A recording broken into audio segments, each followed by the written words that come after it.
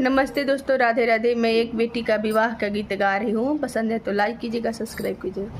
मैदा के लोइया ऐसन बेटी हो रागनी बेटी, बेटी हो रागनी बेटी। हरी सूरुजवा के जोतिया हो लाला, हरी सूरुजवा के जोतिया हो लाला। कहतु ताया हो बेटी तमुआ तनईती हो, तमुआ तनईती हो। लैती सूरुजवायलोत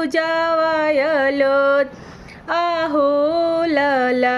आजू के रतिया पापत रौरी महलिया हो, सुंदर बिहने सुंदर वर के साथ आहो लाला।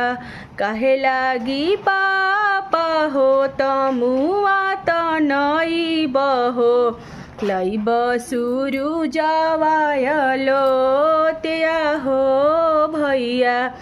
आजू के रतिया भैया रौरी महलिया हो, बिहने सुंदर बर के साथ आहो लाला।